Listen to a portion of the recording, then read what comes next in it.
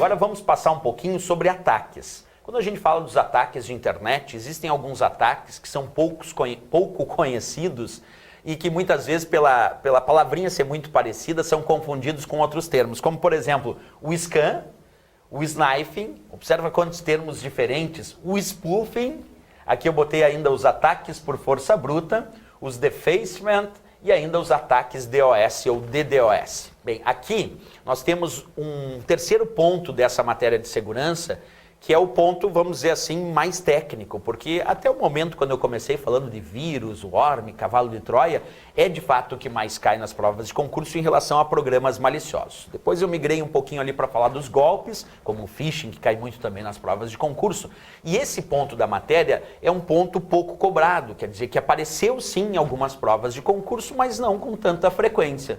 Mesmo assim, nosso objetivo aqui é entender um pouquinho a diferença entre esses termos. Bem, vamos começar com scam, que aí tem muita confusão com, às vezes a pessoa até confunde com spam, mas é diferente. Efetuar buscas em redes, observa, verificar computadores ativos e coletar informações sobre ele. Por isso o termo scam, de escaneamento. Scam é um ataque que tenta buscar informações que trafegam numa rede. Observa, efetuar buscas em redes. Então é algo específico para as redes de computadores. Um ataque do tipo scam tenta rastrear informações que percorrem uma rede de uma determinada empresa, uma rede corporativa, e verificar os computadores ativos e coletar informações sobre esses computadores, até para usar posteriormente essas informações para promover outros tipos de ataques e até mesmo invasão. Então o scam, tenta lembrar do scanner. O scanner faz um escaneamento, não faz? O termo scam aqui sugere que ele vai fazer um escaneamento da rede. Um escaneamento dos computadores ativos nessa rede, tentar coletar informações sobre esses computadores e aí de posse dessas informações conseguir realizar até mesmo outros tipos de ataques. Essa é a ideia do termo scam. Bem, temos também o snifing. Snifing é o farejador. O termo snifing vem disso mesmo. É como se fosse um farejador de pacotes de dados que trafegam numa rede também. Então, interceptação no tráfego de informações das redes de computadores. Qual a diferença do snifing para o scam? O scam é um escaneamento geral da rede para verificar informações sobre os computadores ativos naquela rede. Já o snifing intercepta o tráfego dessas informações e como o snifing é programado para capturar informações que ele acha relevante, por isso ele foi chamado de snifing, é um farejador. Ele fica verificando o tráfego de dados naquela rede e quando ele encontra uma informação que ele achou relevante e importante, ele vai capturar essa informação e entregar para o atacante. Vamos imaginar que eu tenha instalado, eu sou mal intencionado, instalei um snifing numa rede e programei ele para verificar quando a probabilidade da informação ser alguma informação como, por exemplo, CPF, identidade, ou até mesmo nome de usuário e senha. Quando o snifing verificar que há uma probabilidade desse tipo de informação ser desse viés que eu programei ele, então ele captura essa informação e me entrega. E aí eu vou fazer a verificação. Porque imagina se o snifing fosse capturar todo tipo de informação que trafega naquela rede corporativa, eu como atacante teria tanta informação que eu teria dificuldade de procurar aquilo que me interessa. A ideia do snifing é o contrário disso, é reduzir a quantidade de informação que é enviada para o atacante para que ele possa verificar somente informações que ele acha relevante nesse ataque. Então o snifing é um perigo, porque ele é programado para realizar. É um farejador, ele vai farejar essa rede, o tráfego de informações, buscando informações que ele acha relevante e passar para o atacante. Por isso, interceptação no tráfego das informações das redes de computador. Agora vamos para o spoofing. O spoofing é uma máscara. O termo spoofing vem de mascaramento. É quando se quer mascarar ou um endereço de IP ou mascarar um endereço de e-mail para que as pessoas que vão fazer uma investigação em quem fez aquele ataque, aí chegaram a um determinado IP. Quando vão investigar esse IP de uma pessoa idônea, chegaram lá, fizeram todas as investigações, descobriram que era uma pessoa idônea. Aí o cara lá da área de informática diz, teve um ataque por spoofing. O que é um ataque por spoofing? Alguém ataca um sistema, e aí, como tu sabe, quando é feito qualquer acesso a um sistema, fica marcado lá o IP com o endereço que fez aquele acesso. Só que o endereço que ficou marcado é um endereço falso, um endereço mascarado, o endereço verdadeiro não apareceu. Olha a sofisticação do ataque. Alguém tem tal grau de excelência no seu ataque que faz um mascaramento do IP verdadeiro mostrando, na verdade, um IP falso para o investigador vai investigar, não vai chegar na parte verdadeira. Ah, professor, mas isso é fácil fazer? Claro que não, né? Porque se fosse fácil, todo mundo fazia. Tem certos tipos de ataque que a gente não pode colocar na trivialidade, exige um grau de conhecimento técnico extremamente grande e uma possibilidade de invasão dos elementos que permitem a identificação do IP. Então é algo sofisticado, que não é comum, mas existe e por existir a gente precisa estudar para as provas de concurso, né? Existem dois tipos de spoofing, o e-mail spoofing e o IP spoofing. Qual a diferença dele? O IP spoofing eu expliquei aqui, é o mascaramento do endereço de IP. E o e-mail spoofing é quando tu recebe um e-mail e tu vê o endereço, é do professor Rodrigo aqui me mandando umas questões, tá aqui o endereço dele bem certinho, rodrigo@professorandrezan.com.br. Beleza, recebi aqui o e-mail, achei que era do Rodrigo, abri, tinha um vírus. E aí ligou, professor Rodrigo, como é que tu enviou esse e-mail contendo um vírus? Eu disse, mas eu não enviei esse e-mail. Mas esse aqui não é o teu e-mail? Eu disse, ué.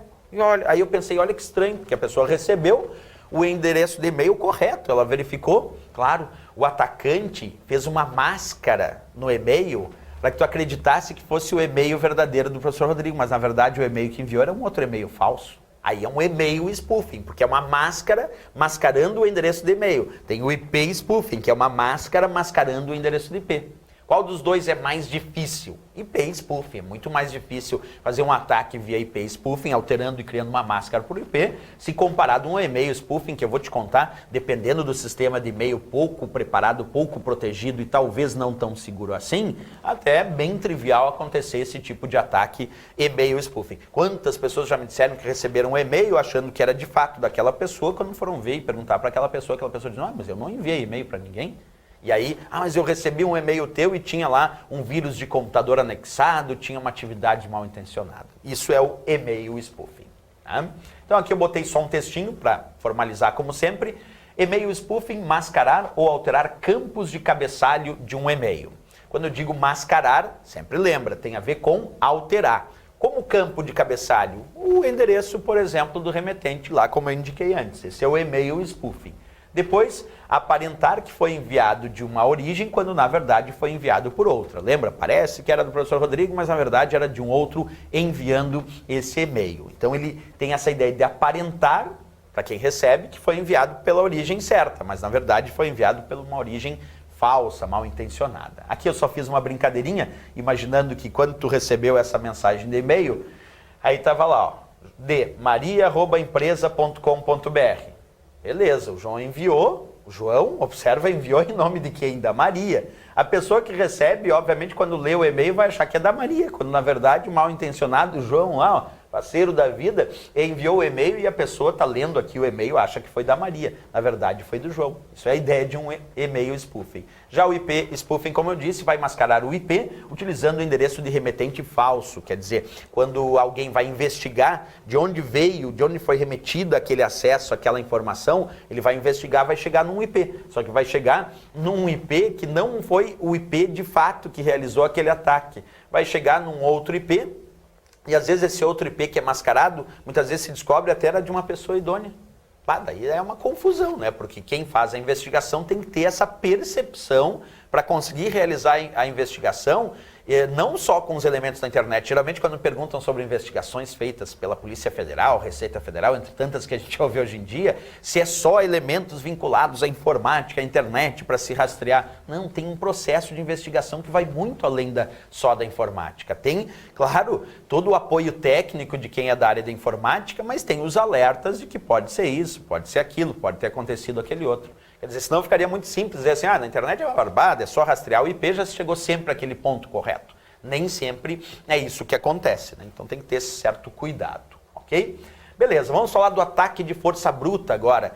Esse tipo de ataque, ele tem como principal intenção, por tentativa e erro, descobrir, por exemplo, uma senha de um determinado nome de usuário.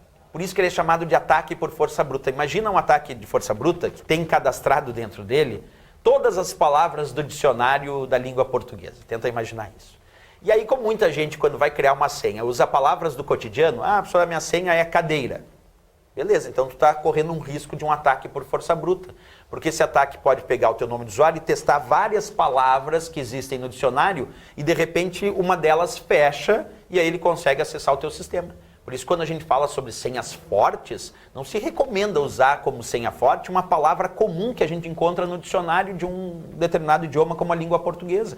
Justamente porque esses ataques de força bruta fazem, por tentativa e erro, a descoberta, às vezes, de uma senha mais comum. Então, descobrir um nome de usuário e senha por tentativa e erro é a ideia do que chamamos de ataque por força bruta, bem comum, bem típico aí em relação às provas de concurso. Quando eu digo provas de concurso, claro, sempre lembrar aquele viés que eu indiquei.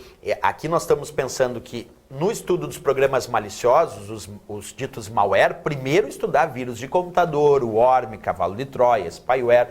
Depois tem a partezinha relacionada ao phishing, que eu expliquei aqui, dei uma ideia do farming. E aqui é um ponto que estaria em terceiro lugar desse estudo. Mas, observa, o problema não é o fácil, o simples na prova. Aquilo que nós sabemos que normalmente cai, isso a gente já tem que saber com certeza, tem que entrar na prova sabendo.